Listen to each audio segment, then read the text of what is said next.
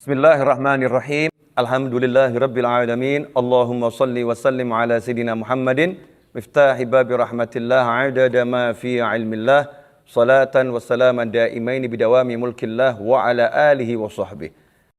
Assalamualaikum warahmatullahi wabarakatuh. Kaum muslimin dan muslimat dimanapun Anda berada, kali ini saya akan menjelaskan tentang permasalahan hati dan jasmani, antara sikap batin, sikap hati, dan perilaku yang diwujudkan dengan aksi, dengan amal yang dilakukan oleh anggota tubuh kita ini. Bagaimana kita menempatkannya dalam menghadapi segala sesuatu, khususnya saat ini yang lagi dibincangkan di mana-mana, menjadi topik yang membuat khawatir banyak orang, yaitu tentang virus corona COVID-19. Bagaimana seharusnya sikap hati kita dan bagaimana sikap fisik kita. Sebelum saya jelaskan lebih jauh, kita belajar bersama, maka ada satu hal yang ingin saya sampaikan. Jangan terbiasa belajar dari potongan-potongan video ulama, ya. Ulama itu menjelaskan 1 jam, dipotong 1 menit, kemudian dipahami yang 1 menit itu dengan pemahaman yang akhirnya salah. Biasakan untuk belajar tuntas, ya, diikuti dari awal, tengah sampai akhir. Sehingga pemahaman yang didapatkan pemahaman yang benar, bukan pemahaman yang akhirnya menyimpang dari apa yang dimaksud oleh ulama itu sendiri. Khususnya kali ini, banyak orang nanya sama saya, Habib, gimana nih menyikapi corona COVID-19 ini? Apakah saya harus tetap berada di rumah? Apakah saya boleh pergi meninggalkan rumah? Apakah saya harus sholat Jumat? Ataukah saya tidak sholat Jumat? Dan sebagainya. Semuanya berkaitan dengan sikap lahiriah, ya, sikap lahiriah. Bahkan ada yang nanya, Habib, saya kan nggak takut mati itu. Saya yang takut hanya sama Allah Subhanahu wa Ta'ala. Jadi saya siap aja mau keluar kemana-mana dan seterusnya dan seterusnya. Sebetulnya bagaimana sikap yang bijak, ya, sikap yang benar, sesuai yang diajarkan oleh Allah Subhanahu wa Ta'ala dan diajarkan oleh Nabi Muhammad sallallahu alaihi wasallam. Pertama-tama perlu kita ketahui bahwasannya hati punya sikap, fisik juga punya sikap. Ya, hati punya sikap, fisik juga punya sikap. Dalam menyikapi apapun, kita tidak boleh bergantung dengan yang namanya makhluk. Qul huwallahu ahad, Allahus samad. Ini sikap hati. Jadi sikap hati itu harus bergantung hanya pada Allah Subhanahu wa Ta'ala. Minta tolong hanya pada Allah Subhanahu wa Ta'ala. Sikap hati. Jadi perlu diperhatikan baik-baik. Sikap hati, hatinya hanya minta tolong sama Allah. Hatinya hanya bergantung pada Allah Ta'ala. Artinya pada waktu yang sama di hati tidak punya harapan kecuali pada Allah Subhanahu wa Ta'ala. Di hati tidak bersandar kecuali pada Allah Subhanahu wa Ta'ala. Meskipun zahirnya sehat. Meskipun zahirnya kuat. Tidak pernah merasa kuat, tidak pernah merasa sehat, kecuali kalau dikuatkan, disehatkan oleh Allah Subhanahu wa Ta'ala. Sehingga hatinya selalu waspada, mensyukuri kesehatan tersebut. Atau di saat yang sama, punya harta yang sangat banyak. Tidak pernah percaya diri dengan hartanya, tapi hatinya percaya kepada Allah Subhanahu wa Ta'ala. Sehingga dalam setiap tarikan dan hembusan nafas, seorang muslim tidak pernah meninggalkan Allah Subhanahu wa Ta'ala. Tidak pernah bersandar kecuali pada Allah Subhanahu wa Ta'ala. Ini sikap hati. Nah, khusus terhadap COVID-19 corona. Bagaimana sikap hati kita? Ya, ini penyakit. Makhluk. Apapun itu makhluk. Gak boleh kita takut kepada makhluk. Harus takut pada Allah Subhanahu wa Ta'ala. Jadi hati ini ditenangkan, ya. Jangan takut sama penyakit. Tapi takutlah pada Allah Subhanahu wa Ta'ala. Hati, ya. Perhatikan baik-baik hati. Jadi hati kita, pikiran kita harus meyakini penyakit ini tidak bisa membawa keburukan kecuali kalau Allah izinkan. Ya, dan penyakit ini akan bisa disembuhkan hanya dengan Allah Subhanahu wa Ta'ala. Bukan dengan obat apapun dan bukan dengan manusia manapun. Hati. Tapi fisik, ya, fisik kita ini punya tugas yang sinkron dengan hati. Sebetulnya tugasnya sama, melanjutkan. Jadi kalau hatinya itu takut sama Allah Ta'ala, kemudian kita nanya, bagaimana cara yang dianjurkan Allah menghadapi penyakit semacam ini, atau apapun itu. Dalam kasus ini COVID-19, virus ini menyebar dengan cepat, ya dengan mudah menyebar kemana-mana. Bagaimana sikap kita kalau kita memang nggak takut sama virus ini? Takutnya sama Allah Subhanahu Wa Taala. Nomor satu sikap kita adalah minta perlindungan kepada Allah Subhanahu Wa Taala. Itu yang nomor satu. Yang lain itu urutan berikutnya. Nomor satu betul-betul berlindung kepada Allah Subhanahu Wa Taala. Nomor satu betul-betul banyak berdoa pada Allah Subhanahu Wa Taala. Nomor satu istighfar, minta ampun, tobat kepada Allah Subhanahu Wa Taala. Sehingga Allah Ta'ala menurunkan perlindungannya kepada kita semua. Itu yang pertama. Ke Allah, Allah. Doa, sholat, birrul walidain, istighfar. Apapun itu amal soleh, dimaksimalkan. Sodakoh ya. Dawu mardhakum bisodakot. Apalagi sabda Nabi Muhammad SAW. Obati yang sakit di antara kalian dengan sedekah. Maka kita perbanyak itu sodakoh. Perbanyak istighfar. Perbanyak minta ampun. Perbanyak sholawat. Perbanyak qiraatul Quran. Dan tinggalkan maksiat. Tinggalkan maksiat. Jangan sampai ada di dalam hati rasa ingin bermaksiat, menyalahi apa yang sudah dilarang oleh Allah Subhanahu wa Ta'ala.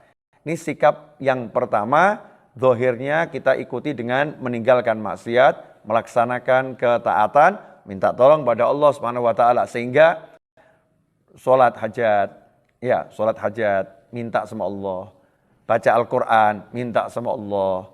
Doa-doa perlindungan, minta sama Allah. Apapun itu, intinya adalah minta kepada Allah Subhanahu wa Ta'ala. Kemudian yang kedua, bagaimana tubuh kita seharusnya menyikapi penyakit tadi? Menyikapi penyakit ada dua hal yang dilakukan. Yang pertama, jangan dekati penyakitnya. Itu harus. Jadi penyakitnya jangan didekatin. Yang kedua, kalau penyakitnya mendekat, harus siap. Kalau penyakitnya mendekat, fisiknya harus siap. Karena itu dua hal ini harus dilakukan. Dan alhamdulillah kita punya pemerintah yang baik dan kita punya ulama-ulama yang luar biasa. Pemerintah telah memberikan himbauan demi himbauan, anjuran demi anjuran. Di antaranya adalah untuk kholwat, tinggal di rumah selama 14 hari. Ini salah satu langkah untuk menjauhi penyakit tersebut dan tidak mencari penyakitnya. Dengan berdiam di rumah selama 14 hari. Tentunya kita simak anjuran pemerintah ini dengan baik. Tentunya ya, anjuran pemerintah jalankan dengan baik. Di tempat masing-masing. Kondisi satu wilayah yang satu dengan wilayah yang lain berbeda. Dalam COVID-19 dibagi ada yang hijau, ada yang kuning, ada yang merah. Di mana wilayah kita tinggal? Kalau wilayah kita merah dan anjurannya harus berdiam di rumah, maka kita harus melaksanakan itu. Itu bagian dari takut kepada Allah Subhanahu wa Ta'ala. Bagian daripada minta tolong hanya kepada Allah Subhanahu wa Ta'ala. Karena minta tolong kepada Allah ya caranya seperti itu. Caranya menjalankan aturannya Allah Subhanahu wa Ta'ala. Di antaranya dengan mentaati ulil amri dan juga dengan menjauhi sumber penyakit tersebut. Berdiam di rumah berarti menjauhi sumber penyakit. Ya. Terus apa lagi? Ya, yang dilakukan. Kita selain berdiam di rumah, mengkonsumsi makanan-makanan yang bergizi. Makanan-makanan yang sehat. Kemudian menjaga diri agar bersih dengan menjalankan sunnah Nabi Muhammad SAW. Cuci tangan sebelum makan, ya kemudian memperbanyak untuk berwudu dan seterusnya. Menjaga kebersihan. Menjaga kebersihan, berkholwat, berdiam di rumah, mengkonsumsi makanan yang bagus. Ini upaya untuk menghindari penyakit agar tidak datang kepada kita. Dan kalau datang, siap tubuhnya dengan sudah doa dijalankan, kemudian juga sudah makan yang bagus. Kalau semua itu sudah dilakukan, maka dari awal sampai akhir, karena kita nggak bergantung pada siapapun, hanya bergantung pada Allah Ta'ala, maka ketika berdiam di rumah, kita pun minta sama Allah. Dan tidak ada jaminan kita diam di rumah penyakit nggak datang sama kita. Ya, nggak ada jaminan dengan diam di rumah penyakit nggak datang sama kita. Tapi kalau kita keluar dari rumah, di zona-zona yang merah, maka kita telah melanggar aturan yang diajarkan oleh Allah Subhanahu wa Ta'ala agar kita tidak mendatangi bahaya. Tidak boleh kita mencelakakan diri kita sendiri. Al-Quran mengajarkan seperti itu. Allah mengajarkan seperti itu. Jangan arahkan dirimu pada kehancuran. Jangan kamu menuju tempat-tempat yang bisa menghancurkan dirimu. Nggak boleh seperti itu. Singkat saya ulangi. Yang pertama, bergantung hanya pada Allah Ta'ala. Yang kedua, kalau mau bergantung sama Allah, ya minta sama Allah Subhanahu wa Ta'ala. Yang ketiga, ya jauhi penyakitnya. Dan siapkan diri kalau penyakit itu suatu waktu memang harus sampai kepada kita, maka kita siap secara zahiran. Yang keempat, setelah semua itu, jangan pernah hilang di hati. Bahwasanya semua yang kita lakukan itu tidak bisa menolak takdirnya Allah Subhanahu wa ta'ala. Sehingga kita selalu berharap, minta sama Allah, minta tolong. Dan ketika terkena apapun itu, dalam kasus ini COVID-19, tugas kita adalah mengembalikannya pada Allah Ta'ala. Inna lillahi wa inna ilaihi raji'un. Kita miliknya Allah dan kita kembali kepada Allah. Maka kita bersabar. Dengan bersabar itu kita mendapatkan pahala yang besar. Wasabru thawabuhul jannah. Dan orang yang sabar pahalanya adalah surganya Allah Subhanahu wa ta'ala. Jangan kemudian yang tinggal di zona merah, ya, sekali lagi yang saya sampaikan, yang tinggal di zona merah melanggar himbauan ulama, melanggar himbauan pemerintah, kemudian mengatakan kita berkumpul ini untuk berdoa pada Allah Subhanahu wa ta'ala. Ikhwani rahimakumullah, pernah kejadian di masa ulama-ulama yang terdahulu, ada wabah seperti ini, kemudian ada 40 orang yang meninggal dunia karena wabah tersebut. Akhirnya diperintahkan agar masyarakat untuk puasa. Setelah itu mereka berbondong-bondong pergi padang Sahara, sholat dan berdoa. Hasilnya setelah itu, dalam sehari yang meninggal 1.000 orang. Dalam sehari yang meninggal 1.000 orang. Artinya apa ini? Karena aturannya Allah Ta'ala tidak dijalankan. Ketika memang zona itu merah, wabah di situ besar, 40 orang meninggal dunia di satu lokasi, kalau sekarang jadi red zone, zona merah, maka jangan berkumpul. Seperti yang dianjurkan pemerintah, dianjurkan ulama. Di rumah masing-masing, ibadah dimaksimalkan. Nah, sekarang ini yang membuat saya prihatin adalah kurangnya anjuran untuk berdoa, kurangnya anjuran untuk minta sama Allah Subhanahu wa taala. Padahal bangsa kita ini Pancasila, sila pertama udah jelas di situ. Sila pertama ketuhanan yang Maha Esa, untuk mengembalikan segala hal pada Tuhan, pada Allah Subhanahu wa taala. Seharusnya kita berdoa dan berdoa dan berdoa dan berdoa dan berdoa. Tidak ada apa-apa aja kita berdoa, apalagi dalam kondisi yang seperti ini. Harusnya kita lebih banyak berdoa. Jangan kita menonton tayangan-tayangan yang gak ada manfaatnya. Walaupun untuk ngisi waktu, buang waktu, mungkin bosan. Ya, tetap kita harus mujahadah. Dan ikhwani rahimakumullah, kholwat itu dalam Islam dianjurkan. Iya, dalam kholwat berdiam itu ada kebaikan. Makanya saya diajarkan sama leluhur saya untuk kholwat setiap malam Jumat, dari mulai Kamis sore sampai hari Jumat itu berakhir. Dari mulai malam Jumat sampai Jumat berakhir, untuk berdiam diri, tidak keluar kecuali untuk melakukan sholat Jum'ah dan jamaah. Itu pun dalam kondisi yang normal, ya, kondisi yang normal, tidak ada musibah, tidak ada apa-apa. Nah, ini sayangnya kita ini dalam setahun mungkin tidak pernah kholwat. Nabi Muhammad SAW itu mendapatkan wahyu di Gua Hira setelah kholwat, berbulan-bulan kholwat, menyepi di Gua Hira, ingat zikir sama Allah Subhanahu wa taala, tawajjuh pada Allah, akhirnya dapat wahyu dari Allah Ta'ala. Sekarang kita dikondisikan oleh kondisi yang gak menyenangkan ini, kita dipaksa untuk kholwat. Ya, dipaksa untuk tinggal di rumah 14 hari. Sebetulnya ini peluang yang sangat bagus buat kita untuk semakin meningkatkan ibadah. Ya, meningkatkan ibadah untuk semakin belajar. Ikhwani rahimakumullah, saya akan bacakan satu hadis untuk menutup kajian pada episode kali ini. Hadis di kitab Arba'in An-Nawawiyah, hadis yang ke-19. Bismillahirrahmanirrahim. An Abil Abbas, Abdullah bin Abbas radhiyallahu anhuma qala, kuntu khalfan Nabi sallallahu alaihi wasallam yawman faqala, ya ghulamu inni uallimuka kalimat, ihfadillah yahfadka, ihfadillah tajidhu tujahak, idza sa'alta fas'alillah, wa idza ista'anta fasta'in billah, wa alam anna al-ummata law ijtama'at ala an yanfa'uka bi syai'in lam yanfa'uka illa bi syai'in qad katabahu Allah lak, wa in ijtama'u ala an yadurruka bi syai'in lam yadurruka illa bi syai'in qad katabahu Allah alaik. Rufi'atil aqlam wa jaffatis suhuf. Rawahu Tirmidzi wa qala hadits hasan sahih. Hadits ini diriwayatkan oleh Imam Tirmidzi, disampaikan oleh Sayyidina Abdullah bin Abbas, sepupu Nabi Muhammad SAW radhiyallahu anhuma. Di mana Sayyidina Abdullah bin Abbas radhiyallahu anhuma berkata, suatu hari aku diboncengkan oleh Nabi Muhammad SAW. Ya, saking tawadhu'nya Rasulullah SAW itu kalau naik kendaraan mau boncengkan orang lain, enggak sendirian. Ini boncengkan sepupunya yang masih kecil, yaitu Sayyidina Abdullah bin Abbas radhiyallahu taala anhuma.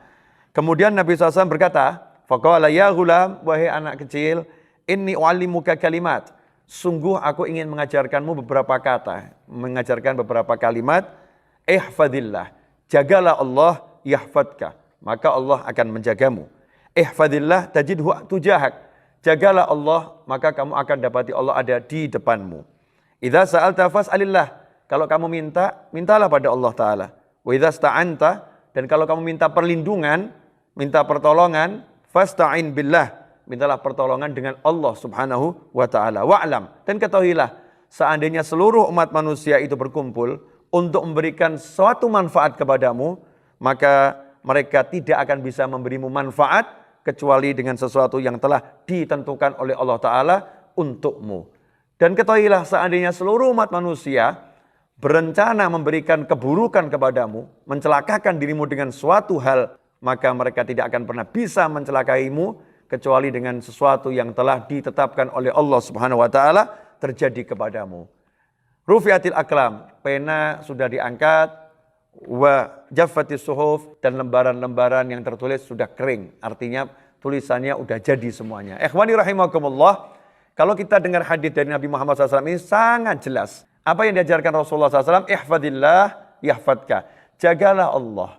Jagalah Allah artinya apa? Semua hal yang diharamkan Allah kita tinggalkan, yang diwajibkan kita jalankan. Yahfadka, Allah yang akan jaga kamu. Ihfadillah, jagalah Allah, maka kamu akan dapati Allah di depanmu. Artinya Allah yang bimbing kita, Allah yang melindungi kita, Allah yang membela kita, dan seterusnya, dan seterusnya. Dan tadi ada satu kalimat yang sangat luar biasa dari Nabi Muhammad SAW. Seandainya seluruh makhluk ingin berbuat buruk kepadamu, tidak akan mereka bisa mencelakaimu, kecuali atas sesuatu yang telah ditetapkan oleh Allah Subhanahu wa taala. Termasuk COVID-19 ini, walaupun seluruh virus itu berada dalam dirimu, tidak akan bisa mencelakaimu dan tidak akan bisa mencelakai orang lain kecuali atas izin Allah Subhanahu wa taala. Tapi jangan salah memahami, ini sikap hati. Ya, semua ini adalah akidah, sikap hati, bukan sikap zahir. Hati kita harus yakin seperti itu, tapi zahir kita wajib menjaga. Sama seperti orang yakin, racun itu tidak bisa menyebabkan orang mati. Mati itu keluarnya roh, ajal habis. Tapi nggak boleh kita ambil racun diminum, itu namanya bunuh diri. Nggak boleh seperti itu. Sikap hati dan sikap zahir adalah dua hal yang berbeda. Dan Islam mengajarkan kita untuk berjalan dengan dua hal tersebut. Hati berjalan kepada Allah Ta'ala, zahir berjalan pada Allah Ta'ala. Masing-masing punya aturannya sendiri. Ada aturan hati, ada aturan lahiriah. Yakin rezeki itu dari Allah Subhanahu wa taala, tapi aturan lahirnya orang diperintahkan untuk keluar dari rumah, untuk mencari nafkah, untuk bekerja dan seterusnya. Kesimpulannya adalah di wilayah-wilayah yang red zone, zona merah, pemerintah telah menganjurkan untuk tinggal di rumah, maka manfaatkan 14 hari itu untuk khalwat dan mendekatkan diri pada Allah Subhanahu wa taala. Dan jelas kalau di rumah seharusnya kita akan semakin susah untuk maksiat. Makanya jangan buka sarana-sarana maksiat di rumah. Tutup sarana-sarana maksiat. Kalau udah seperti itu, ihfadillah, kamu jaga Allah, yahfadka. Allah yang akan jaga kamu. Sedangkan di wilayah-wilayah yang lain, tanya kepada pemerintah setempat. Aturan apa yang diterapkan di sini? Karena setiap wilayah punya aturannya sendiri-sendiri. Insya Allah berkah manfaat dan kita tidak gagal dalam memahami suatu permasalahan. Dan tetap bisa selalu mendekatkan diri pada Allah Subhanahu wa taala dimanapun kita berada. Dan insya Allah kalau kita kompak mengikuti anjuran pemerintah, anjuran para ulama, insya Allah penyakit ini akan segera diangkat oleh Allah Subhanahu wa taala dan kita bisa melanjutkan kehidupan jauh lebih baik dari sebelumnya. Wal afu minkum, semoga berkah manfaat. Wassallallahu ala sayyidina Muhammadin wa alihi wasallam. Alhamdulillahirabbil alamin. Wassalamualaikum warahmatullahi wabarakatuh.